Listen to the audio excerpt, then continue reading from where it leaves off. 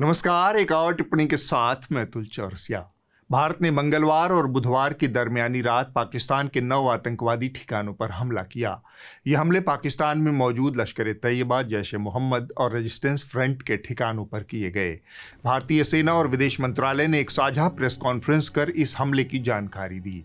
Conference की शुरुआत में संसद पर हमला, मुंबई हमला, पुलवामा हमला और पहलगाम हमले से जुड़ा वीडियो दिखाया गया। इसके बाद विदेश सचिव विक्रम मिस्री ने अपनी बात रखी। उन्होंने कहा कि पहलगाम हमले के षड्यंत्रकारियों, अपराधियों को न्याय के कटघरे में लाना जरूरी था और हमारी कार्रवाई सधी हुई, गैर भड़काऊ और सिर्फ आतंकी ठिकानों पर केंद्रित थी। इसमें किसी सैन्य या फिर नागरिक ठिकाने को निशाना नहीं बनाया गया है। भारत ने इस तरह के आतंकवादी हमलों का जवाब देने और उन्हें रोकने तथा उनका प्रतिरोध करने के अपने अधिकार का इस्तेमाल किया है। आज सुबह जैसा कि आपको ज्ञात होगा, भारत ने इस तरह के सीमा पार हमलों का जवाब देने और उन्हें रोकने तथा उनका प्रतिरोध करने के अपने अधिकार का प्रयोग किया है। ये कार्यवाही अपितुली, नॉन एस्केलेटरी, अनुपातिक और जिम्मेदारीपूर्ण है। यह आतंकवाद की इंफ्रास्ट्रक्चर को समाप्त करने और भारत में भेजे जाने वाले संभावित आतंकवादियों को अक्षम बनाने पर केंद्रित है। भारतीय सेना की तरफ से रणनीतिक रूप से 2 महिला अधिकारियों को इस प्रेस कॉन्फ्रेंस की जिम्मेदारी दी गई थी, लेफ्टिनेंट कर्नल सोफिया कुरैशी और विंग कमांडर व्योमिका सिंह। सोफिया कुरैशी ने ऑपरेशन की जानकारी देते हुए कहा कि पहलगाम में हुए आतंकी हमले में मारे गए मासूम नागरिकों और उनके परिवारों को न्याय देने के लिए ऑपरेशन सिंदूर लॉन्च किया गया था। इस कार्रवाई में 9 आतंकवादी शिविरों को निशाना बनाया गया।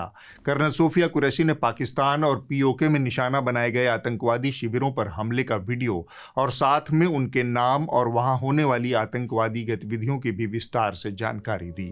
पीओजेके के टारगेट्स मैं आपको बताना चाहूंगी। सबसे पहले सवाई नाला कैंप मुजफ्फराबाद, जो कि पीओजेके के लाइन ऑफ कंट्रोल से 30 किलोमीटर दूर है। यह एक लश्कर-ए-तौयबा का ट्रेनिंग सेंटर था। 20 अक्टूबर 2024 सोनमर्ग, 24 अक्टूबर 24 गुलमर्ग, 22 अप्रैल 2025 पहलगाम। इन हमलों के आतंकियों ने यहीं से प्रशिक्षण लिया था। सैयदना बिलाल कैंप मुजफ्फराबाद, यह एक जैश-ए-मोहम्मद का स्टेजिंग एरिया है। यह हथियार विस्फोटक और जंगल सर्वाइवल ट्रेनिंग का केंद्र भी था। विंग कमांडर व्योमिका सिंह ने भी हमले से जुड़ी जानकारी अंग्रेजी में साझा की। उन्होंने बताया कि नागरिक बुनियादी ढांचे को नुकसान से बचाने और किसी भी नागरिक की जान को नुकसान से बचाने के लिए आतंकी ठिकानों का चयन किया गया था। भारत ने अपने बचाव के अधिकार का इस्तेमाल किया है। इसके बाद अगर पाकिस्तान कोई उकसावे की कार्रवाई करता है तो उसे इसका खामियाजा भुगतना होगा। However, it must be said that the Indian armed forces are fully prepared to respond to Pakistani misadventures, if any, that will escalate the situation. 1989 से भारतीय कश्मीर में जारी आतंकवाद से निपटने के भारतीय नजरिए में यह हमला एक बड़ा बदलाव है। इसकी शुरुआत बालाकोट हमले से ही हो गई थी। पाकिस्तान समर्थित आतंकी हमलों के बावजूद भारत लंबे समय तक कूटनीतिक तरीकों, ट्रैक टू डिप्लोमेसी के जरिए इस समस्या के समाधान की कोशिश करता आ रहा था, लेकिन हालात कुछ खास बदले नहीं। थोड़े थोड़े वक्त के बाद पाकिस्तानी आतंकवादी संसद भवन से लेकर मुंबई तक हमले करते रहे, लेकिन अब भारत के आतंकवाद से निपटने के तरीके में एक बड़ा शिफ्ट आ चुका है, जिसे अंग्रेजी में पैराडाइम शिफ्ट कहते हैं, यानी पुराने और स्वीकार्य ढर्रे में एक आमूल बदलाव। यह परिवर्तन है हॉट परसूट, यानी खदेड़ कर मारने का। यह कितना कारगर सिद्ध होगा इस पर अलग अलग विचार हो सकते हैं, लेकिन यह सच है कि इस रुख से पाकिस्तान की सेना और सत्ता प्रतिष्ठान में एक डर जरूर पैदा होगा कि आतंकवाद को समर्थन देने की एक कीमत उसे भी अब चुकानी पड़ेगी। यह रणनीति तब और महत्वपूर्ण बन जाती है जब आपके सामने जनरल असीम मुनीर जैसा एक रेडिकल कट्टरपंथी पाकिस्तानी सेना का प्रमुख हो, जो बहुत बेचैनी से अपनी और अपने सेना की स्थिति को मजबूत करने और बचाने के लिए हाथ पैर मार रहा है। अगर आपको याद हो तो पहलगाम का हमला जनरल असीम मुनीर के इस बयान के बाद हुआ था। Our stance, government stance on Kashmir is absolutely clear.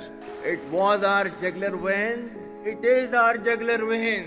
We will not forget it, and we will not leave our Kashmiri brethren in their heroic struggle, what they are waging against the Indian occupation.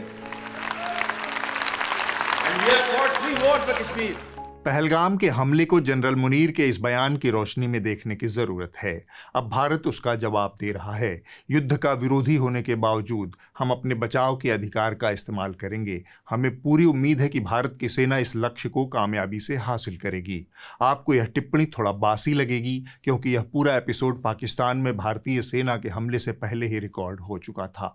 अब आप बाकी की टिप्पणी देखिए। दरबार का मिजाज गमगीन था। हवा में जंग की गंध फैली हुई थी। अखंड आर्यावर्त बारूद के ढेर पर बैठा हुआ था। कश्मीर में हुए आतंकी हमले से पूरा राष्ट्र भन्नाया हुआ था। बंद दरवाजों के पीछे दम पे दम नीतियां रणनीतियां बन रही थी। शत्रु राष्ट्र को मिट्टी में मिला देने की रूपरेखा बन रही थी। धृतराष्ट्र स्वयं भी बहुत चिंतित थे। आर्यावर्त की पल पल की खबरों पर नजर रखने के लिए उन्होंने अल सुबह ही संजय को दरबार में तलब किया था।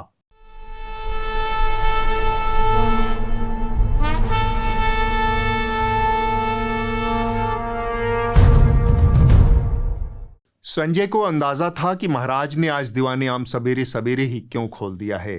धृतराष्ट्र चिंता मग्न अवस्था में सिंहासन पर बैठे थे। थोड़ी थोड़ी देर में गुप्तचर उन्हें कान में कुछ कुछ गुप्त सूचनाएं देने के लिए आ और जा रहे थे। उन्होंने अकस्मात संजय की ओर रुख किया। सुना है सीमाओं पर सेना का भारी जमावड़ा हो रहा है। हाथी, ऊंट, पैदल, बख्तरबंद, बंदूकधारी, मिसाइल, लड़ाकू विमान सब के सब पश्चिम दिशा की ओर जा रहे हैं। संजय ने कहा, तैयारियां तो दिख रही हैं महाराज, लेकिन लगता नहीं कि लड़ाई होगी। दुश्मन मुल्क उसके पहले ही घुटने टेक देगा। Today, from the soil of Bihar, I say to the whole world, India will identify, track and punish every terrorist. Dhritarashtra को संजय के ऊपर गुस्सा आया। उन्होंने खींचते हुए कहा, यह क्या मजाक है? दुश्मन मुल्क को संदेश देने में क्या बुराई है? संजय ने कहा, बुराई तो कुछ भी नहीं है महाराज, लेकिन डंकापति इस देश के सदर हैं, दीवाने आजम हैं। उन्हें इस तरह के गंभीर मौके पर छिछोरी बयानबाजियां नहीं करनी चाहिए। संजय की इस बात पर धृतराष्ट्र को एहसास हुआ कि बात कुछ गंभीर है। वो विस्तार से बात जानने के लिए संजय को निहारने लगे।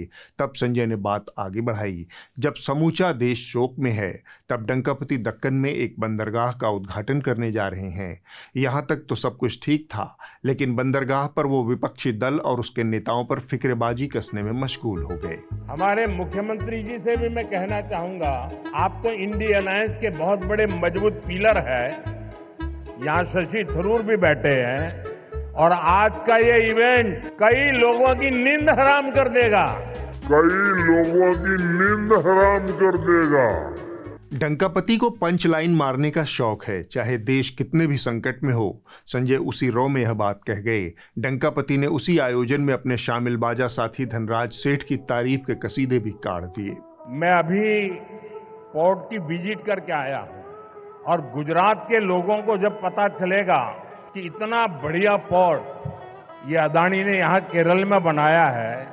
ये गुजरात में 30 साल से पोर्ट पे काम कर रहे हैं, लेकिन अभी तक वहां उन्होंने ऐसा पोर्ट नहीं बनाया। तब उनको गुजरात के लोगों से गुस्सा शायद करने के लिए तैयार रहना पड़ेगा। धृतराष्ट्र कंफ्यूज हो गए। तब संजय ने समझाते हुए कहा, रियाया के टैक्स से बने बंदरगाह को अपने बगल बच्चे को औने पौने में बांटने के बाद तो कोई भी दावा कर सकता है कि विश्वस्तरीय बंदरगाह बना है। खैर, दक्कन से याद आया, दुश्मन मुल्क के हमले के बाद दक्कन के निज़ाम को भी डंकापति ने अपने पाले में खड़ा कर लिया है। कश्मीर में हुए कायराना हमले के बाद दक्कन के निज़ाम ने पाकिस्तानी खुत्तों को सबक सिखाने वाले एक के बाद एक कई बयान दिए हैं। पाकिस्तान को समझाने का वक्त खत्म हो चुका है। मैं बड़ी जिम्मेदारी के साथ जज्बात में लाए बगैर कह रहा हूँ कि ये वक्त जवाब देने का है। मुझे यकीन है कि जो मासूमों का कत्ल हुआ है उनका खून रायगा नहीं जाएगा। अब की बार अगर कुछ एक्शन ले रहे तो घर में घुस के बैठ जाना, घर में घुस के मारते बोले ना, अब घर में घुस के बैठ जाना, खत्म। धृतराष्ट्र डंकापति की इस कामयाबी पर मन ही मन लहालोट हो गए।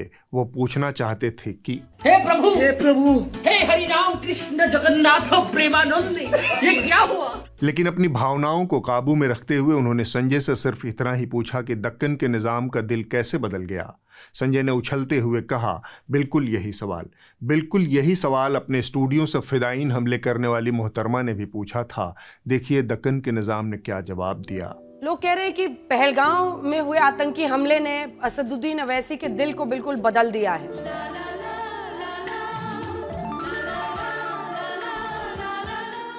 मैडम देखिए, अब मैं तो किसी को इजाज़त नहीं दे सकता ना कि मेरे दिल को आकर देखें। मैं तो अपना दिल अपनी वाइफ को दे चुका हूँ, कह रहा हूँ आपको। धृतराज संजय के इस जवाब से पूरी तरह मुतमईन हो गए। अब उनकी दिलचस्पी फिर से डंकापति में थी। उन्होंने जानना चाहा कि जब राष्ट्र इतने गंभीर संकट में है, तब डंकापति इतने दिनों से कर क्या रहे हैं। संजय ने इस बड़े सवाल का छोटा सा जवाब एक वृत्तचित्र चलाकर दिया।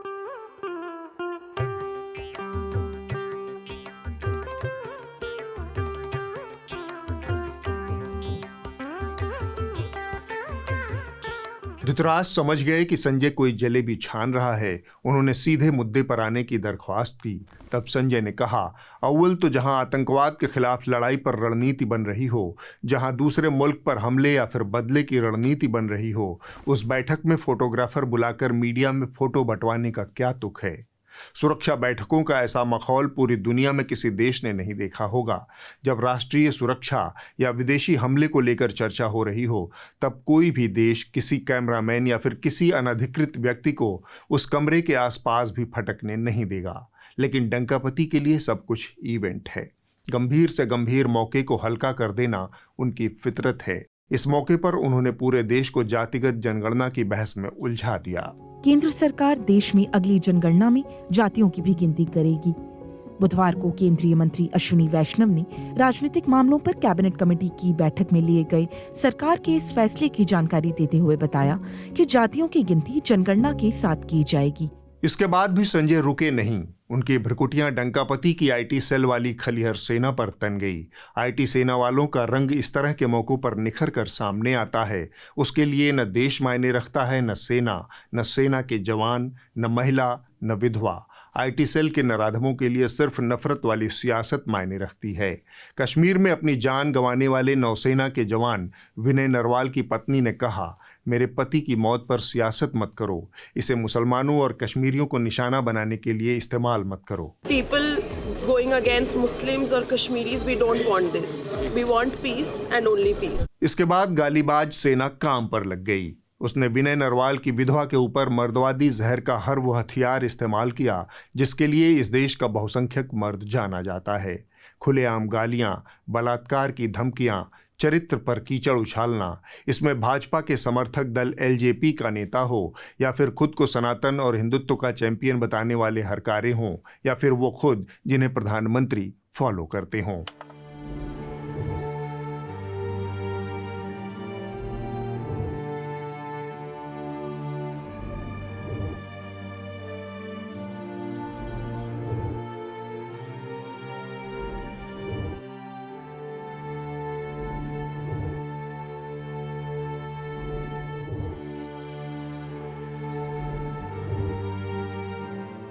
संजय आवेश में बोले जा रहे थे। पिछले कुछ दिनों में इस देश के मर्दों ने अपना असली चेहरा सोशल मीडिया पर जमकर उजागर किया। इससे हमारा सिर काफ़ी ऊंचा उठ गया है। सोशल मीडिया के खलिहर दक्षिणपंथी ट्रोलों ने 2 अलग अलग महिलाओं को बलात्कार, गाली, चरित्र हनन और हिंसा की धमकियां दी हैं। इन महिलाओं ने सिर्फ एक काम किया है, उन्होंने अपने मन की बात कहने का साहस दिखाया है। इन महिलाओं ने सांप्रदायिक सद्भाव के लिए आवाज़ उठाई है, चाहे करनाल की हिमांशी नरवाल हों या नैनीताल की शैला नेगी हों। अब उन्हें ऑनलाइन धमकी दी जा रही है, उनके निजी जीवन पर हमला किया जा रहा है। उस वीडियो के वायरल होने के बाद उसमें इतने गंदे कमेंट्स आए कि मेरा रेप होना चाहिए। क्या मैं किस कंट्री में रह रही हूँ? Am I safe in India? ये मेरा ही देश है, मैं इसी देश में पैदा हुई हूँ, मेरे ही लोग मेरे से ऐसी बातें कर रहे हैं। धृतराष्ट्र आर्यावर्त के सार्वजनिक जीवन में आई इस गिरावट से चिंता में पड़ गए। संजय और पूरे दरबार को उन्होंने अपनी चिंता से अवगत करवाया। लगे हाथ उन्होंने डंकापति के नाम एक संदेश लिखवाया कि थोड़ा काबू में रहें और अपने चेलों को भी थोड़ा काबू में रखें, संकट के वक्त कूद फांद से बचें। संदेश को डंकापति को भिजवाने का हुक्म जारी कर धृतराष्ट्र सिंहासन से उठ गए। सभा बर्खास्त हो गई, वो अंतःपुर को लौट गए। धृतराष्ट्र संजय संवाद में इस हफ्ते बस इतना ही। अब हम आपको 15 करोड़ रुपए के राष्ट्र धर्म की कहानी सुनाएंगे। गत दिनों सुधीर चौधरी को बहुत तेज राष्ट्र धर्म आया, इसलिए उन्होंने आज तक की जमी जमाई नौकरी छोड़कर राष्ट्र धर्म से फारिग होने का फैसला किया। यह जानकारी उन्होंने अनौपचारिक रूप से दी है। औपचारिक जानकारी के लिए 15 करोड़ प्लस GST लगेगा। जब एक दिन मैं रिटायर हो जाऊंगा रिटायरमेंट के बाद अगर मुझसे ऐसे ही स्कूल के बच्चे किसी दिन पूछेंगे, मेरे बच्चे या मेरे ग्रैंड चिल्ड्रन मुझसे पूछेंगे कि ये बताइए कि आपने ठीक है इतना नाम, शोहरत, पैसा सब कमाया, आपने देश के लिए क्या किया? आपने कोई ऐसा बड़ा कदम उठाया जिसको आप कह सकते हैं कि ये मैंने किया? अपने लेवल पे कोई रिस्क लिया आपने? तो मुझे ऐसा लगा कि इससे पहले कि बहुत देर हो जाए, अब मेरा ये समय है हमारी सोसाइटी को वापस देने का, कि मैं इस सिचुएशन में आया हूं, आपने मुझे यहां पहुंचाया है, अब मैं आपके लिए काम करना चाहता हूं, मैं ये वापस करना चाहता हूं आपको। इनको आपने सुन लिया, अब इस दस्तावेज को भी ध्यान से पढ़ लीजिए। नामांकन के आधार पर नियम 194 GFR 2017 के खंड 3 और 4 के अंतर्गत एस्प्रिट प्रोडक्शन प्राइवेट लिमिटेड और news anchor Sudhir Chaudhary DD news के लिए सप्ताह में 5 दिन प्रसारित होने वाले 1 घंटे के विशेष शो का निर्माण करेंगे, जिसकी लागत प्रति वर्ष 15 करोड़ रुपए और साथ में GST, जिसमें हर साल 10% की दर से वृद्धि होगी। ये जो 15 करोड़ रुपए सालाना का पट्टा मिला है, यह लंबे वक्त से गले में सरकारी पट्टा डालकर घूमने की कीमत है जो मौजूदा सरकार ने सुधीर चौधरी को अदा की है, यानी 1.25 करोड़ रुपए महीना। इतने पैसे की गारंटी हो तो इस देश में शायद ही कोई ऐसा होगा जिसे राष्ट्रधर्म की हरारत न आए। सुधीर चौधरी थेथरई के साथ इसे राष्ट्रधर्म की तलब बता रहे हैं। असली सवाल यह है कि यह सारा पैसा किसका है? यह पैसा हमारे और आपके टैक्स का पैसा है, जिसे यह सरकार आंख बंद करके अपने प्रोपेगेंडा के लिए लुटा रही है, और सुधीर जैसे चापलूस और नफरती इंसान को राष्ट्रधर्म की उल्टी आ रही है। फ्री में इन्हें राष्ट्र को कुछ वापस नहीं करना है, इनके राष्ट्रधर्म की भी एक कीमत है। आप सबको पता है वह कीमत क्या है। एलेक्सा से किसी ने पूछा, एक गाना है साजन जी घर आए, बोला एलेक्सा प्ले साजन जी घर आए, और एलेक्सा बोलती है कि आएंगे तो मोदी जी। आगे बढ़ने से पहले न्यूज लॉन्ड्री के हमारे एक साथी आपसे कुछ कहना चाहते हैं, उन्हें सुन लीजिए। नमस्कार, मेरा नाम आशीष है। मैं पिछले 2 साल से इस कार्यक्रम का डायरेक्टर और प्रोड्यूसर हूँ। आप मुझे नहीं जानते हैं, पर मैं आपको भली भांति जानता हूँ कि आप इस कार्यक्रम में क्या ज़्यादा पसंद करते हैं, क्या कम। आपके सुझाव को ध्यान में रखकर हम लगातार इस शो को और बेहतरीन करने का प्रयास करते रहते हैं। देश की राजनीतिक उठापटक और मीडिया के तमाशों पर हर हफ्ते व्यंग और तथ्यों से भरा शो बनाना बिल्कुल आसान नहीं है। इसमें बहुत सारे लोग और संसाधन लगते हैं। Research team, graphic designers, video editors, producer, director, social media आदि इतने सारे लोग मिलकर ये शो आप तक पहुंचाते हैं। और इस सब के लिए न्यूज़ लॉन्ड्री किसी से किसी प्रकार का कोई विज्ञापन नहीं लेता है, ना कॉर्पोरेट से, ना सरकारों से। हम पूरी तरह से आप जैसे सब्सक्राइबर्स पर निर्भर हैं। आप इस QR कोड को स्कैन करके न्यूज़ लॉन्ड्री को सब्सक्राइब करिए, ताकि हम और मजबूती से अपना काम कर पाएँ और इसी तरह के बढ़िया बढ़िया एपिसोड आपके लिए लाते रहें। धन्यवाद। उम्मीद है आप इनकी बात पर अमल भी करेंगे। भारत का पत्रकारिता जगत एक ऐतिहासिक अंतर्विरोध, संघर्ष और अंदरूनी टकराव का गवाह बनने से चूक गया। मसला मोदी सरकार द्वारा जातिगत जनगणना करवाने के फैसले पर लगाई गई मुहर का है। वरिष्ठ पत्रकार और सामाजिक न्याय मामलों के इंसाइक्लोपीडिया दिलीप मंडल लगभग 1 साल पहले द प्रिंट छोड़कर मोदी सरकार के सलाहकार सहयात्री बन गए। श्री दिलीप चंद्र मंडल वर्तमान में सूचना एवं प्रसारण मंत्रालय में वरिष्ठ सलाहकार के पद पर कार्यरत हैं। ये वही द प्रिंट है जिसके प्रधान संपादक वरिष्ठ पत्रकार शेखर गुप्ता हैं। शेखर गुप्ता ने अपने शो कट द क्लटर के हालिया एपिसोड में जातिगत जनगणना के फैसले को a bad idea whose time has come घोषित किया है। विक्टर ह्यूगो के क्लीशे नुमा जुमले में हेर फेर करके शेखर गुप्ता ने जातिगत जनगणना की आलोचना की और इसे एक बुरा विचार बताया। The caste census is another one of our usual nobody can stop a bad idea whose time has come moments. Apologies, Victor Hugo. Gupta ji का शो देखते वक्त मुझे शिद्दत से 2023 वाले दिलीप मंडल की याद आ रही थी। मेरी कल्पनाओं के घोड़े एक काल्पनिक युद्ध लड़ रहे थे। एक घोड़े पर शेखर गुप्ता सवार थे, दूसरे पर दिलीप मंडल। मैं सोच रहा था अगर आज भी 2023 वाले दिलीप मंडल द प्रिंट में होते और शेखर गुप्ता जातिगत जनगणना को बुरा विचार बताकर उसके दुष्परिणाम गिनवाते, तब दोनों के बीच क्या होता। एक पूरी ताकत से जातिगत जनगणना का समर्थन करता, दूसरा उसको बुरा विचार बताता। फिर अपनी कल्पना में ही मैंने इस टकराव का अंतिम फैसला भी तय कर लिया कि दोनों के बीच अंततः शेखर गुप्ता ही जीतते, क्योंकि वो मालिक हैं और मंडल जी मुलाजिम थे। 2023 की गर्मियों तक दिलीप मंडल कहते थे हिंदुत्व का सबसे ताकतवर नियंत्रक है जातिगत जनगणना। खैर, हम और पूरा देश इस ऐतिहासिक संघर्ष का गवाह बनने से वंचित रहे। इसलिए हम शेखर गुप्ता के शो में दिए गए तर्कों पर आ जाते हैं। बहुत शानदार तरीके से तर्कबद्ध किए गए पूरे शो में गुप्ता जी की दो प्रमुख चिंताएं उभर कर सामने आई। Amending the constitution to raise the 50% ceiling on reservations, be sure this will happen. It's evident that they want reservations in the private sector. This will happen sooner than you think. Demand for reservations in the private sector is now fully on the agenda. यानी जो आंकड़े सामने आएंगे उसके आधार पर आरक्षण में वंचित जातियां अपना हिस्सा मांगेंगी। इसके लिए आरक्षण की ऊपरी सीमा 50% का कैप हटाने के लिए संविधान में बदलाव होगा। दूसरा, सरकारी नौकरियां हैं नहीं, ले देकर प्राइवेट नौकरियों में आरक्षण की मांग को हवा दी जाएगी। और ये दोनों ही गुप्ता जी के मुताबिक एक बुरा विचार है। बाकी सब लच्छेदार भाषा में अच्छी अच्छी बातें हैं, कुछ इस तरह। There will be a day when there will be a tomorrow that will never come.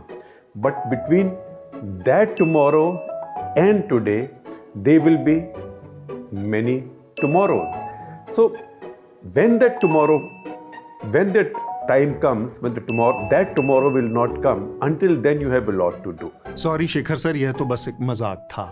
बहुत संक्षेप में जातिगत जनगणना से जुड़ी गुप्ता जी की दोनों चिंताओं पर मैं दो बातें कहूंगा, लेकिन उससे पहले जातिगत जनगणना के बाद पैदा होने वाले संभावित हालात के मद्देनजर कुछ बातें जानना जरूरी है। जातिगत जनगणना का सबसे बड़ा राजनीतिक जोखिम यह है कि अगर आंकड़ों में यह सामने आता है कि कुछ जातियों का प्रतिनिधित्व कम है या उन्हें हाशिए पर रखा गया है, तो इन समूहों के लिए आरक्षण और प्रतिनिधित्व की मांग उठेगी। यह अगड़ी जातियों पर आधारित भाजपा की राजनीति के लिए चिंता की बात है। अगड़ी जातियां इसके विरोध में खड़ी हो सकती हैं। भाजपा का अब तक जातिगत जनगणना के विरोध का आधार उसकी हिंदुत्व की विचारधारा थी। स्वयं प्रधानमंत्री मोदी कहते रहे हैं कि जाति की बात करने वाले समाज को बांट रहे हैं वो अर्बन नक्सल हैं। ये लोग भारत में जात पात के नाम पर विभाजन करने में जुटे हैं। इनके हर प्रयास का एक ही मकसद है, भारत का समाज कमजोर हो, भारत की एकता कमजोर हो। अर्बन नक्सलियों के इस गठजोड़ को, इनके गठजोड़ को हमें पहचानना ही होगा। मोदी के अलावा उनकी पार्टी के तमाम लोगों के विचार भी कुछ इसी तरह के हैं। कोई जाति के नाम पे बांट रहा है, कोई क्षेत्र के नाम पे बांट रहा है, कोई भाषा के नाम पे बांट रहा है, कोई अव्यवस्था पैदा कर रहा है।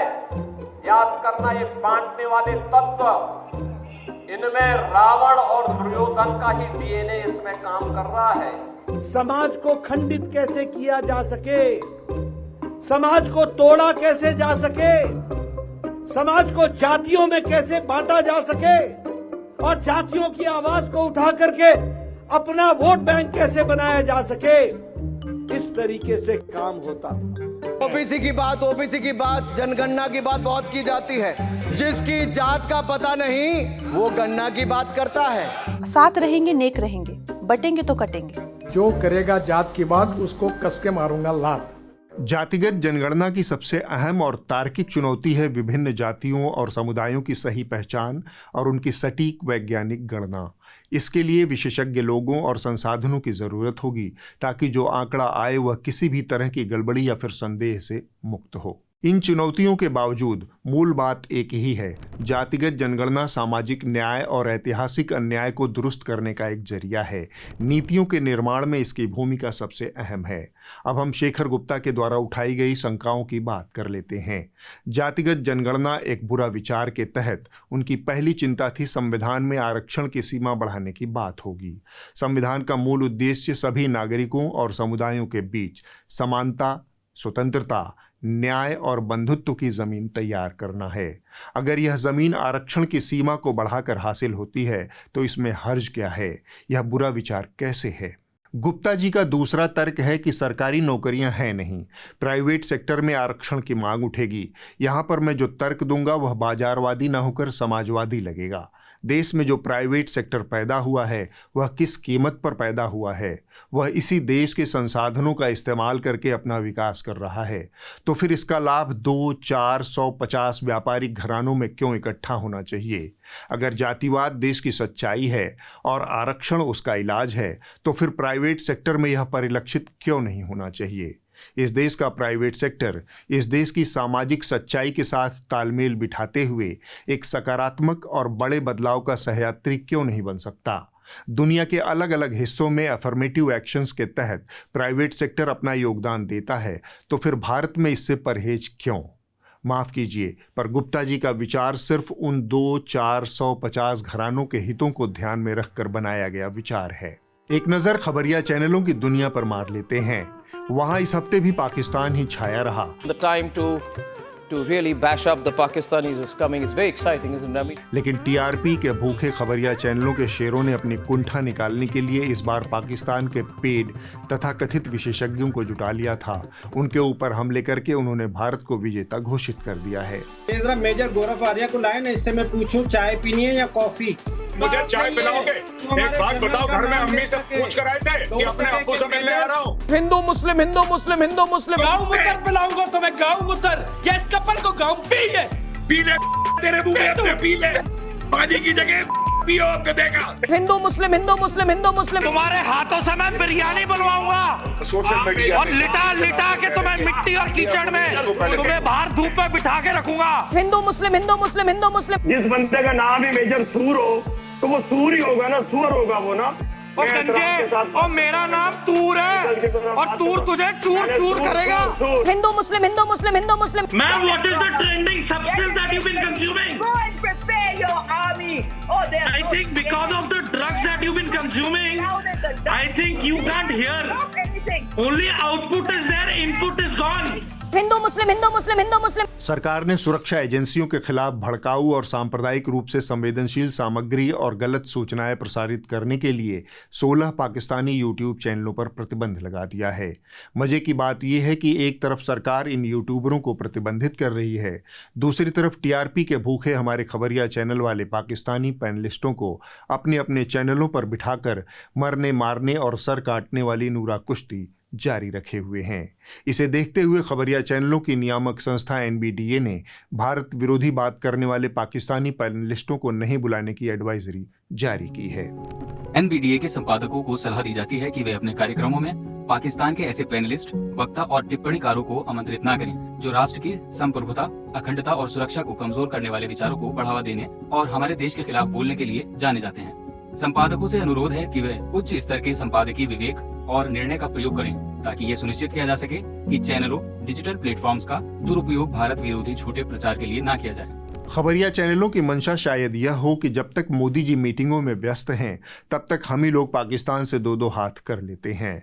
पैसे देकर गालीबाजी की स्पर्धा आयोजित करना टीआरपी हासिल करने का सबसे बढ़िया तरीका है, लेकिन रिपब्लिक टीवी के कमांडर इन चीफ ने तो छिछोरेपन और लिजलिजेपन की सारी सीमाएं तोड़ दी। इनके अंदर तिरंगा फिल्म वाले राजकुमार की आत्मा घुस गई। अरे ओ पाकिस्तानियों, हम तुम्हें मारेंगे और जरूर मारेंगे। पाकिस्तानियों, बहुत अच्छी तरह से मारेंगे। बंदूक और रॉकेट भी हमारी होगी, गोली भी हमारी होगी और वक्त भी हमारा होगा। और इनके साथ जनरल बख्शी भी बहती हवा में बह गए। भावनाओं पर काबू न रख पाने की कमजोरी ने उन्हें वो सड़क छाप शायर बना दिया जो इश्क में नाकाम रहने के बाद सस्ती शायरी करने लगता है। इतनी जल्दी क्या है गोरी घर जाने की। और इस सस्ती शायरी पर अर्नब गोस्वामी की प्रतिक्रिया किसी लूजर की प्रतिक्रिया सी रही जो चारों तरफ से लपड़ियाए जाने के बाद किसी तिनके की मदद से वाह वाह करने लगता है। अरे वाह, दिल बख्शी साहब, well done sir, well done, high five high five high five high five. जब तक सुधीर चौधरी प्रसार भारती की बिल्डिंग में अपना कमरा बनवा रहे हैं, तब तक हुड़कचुल्लुओं के मुखिया पद की कमान अर्नब गोस्वामी के हाथों में रहेगी। उनके नेतृत्व में प्राइम टाइम कॉमेडी शो बन गया है। अब आप इस हफ्ते की रिपोर्ट देख लीजिए। जो कही जा रही थी बातें कि अंदर में भी सोशल डिस्टेंसिंग। इस हफ्ते की रिपोर्ट खबर लहरिया से है। यह पटना जिले के फुलवारी ब्लॉक की सच्चाई है। यहाँ आज भी कई गरीब परिवार शौचालय जैसी बुनियादी सुविधा से वंचित हैं। स्वच्छ भारत मिशन के अंतर्गत हर घर में शौचालय के निर्माण का लक्ष्य रखा गया था, लेकिन जमीनी हकीकत इससे काफी अलग है। दूसर के खेत में कमाते हैं, खाते हैं, मर मैदान लगे दूसरा के खेत में जाते हैं, गाड़ी बात सुन सुन के सावन भादों में कादो हेलल के जाते हैं खेती में। वो लगे सरकार के आँख नहीं है तो सरकार का यही ना अलाव है कि गरीब आदमी मर जा, बड़का आदमी बन जा, यही अलाव नहीं है सरकार के। जितने भी घर हैं ये सारे घरों में लोगों के पास शौचालय नहीं है। ये देखिए। अगले हफ्ते होगी एक और टिप्पणी। नमस्कार।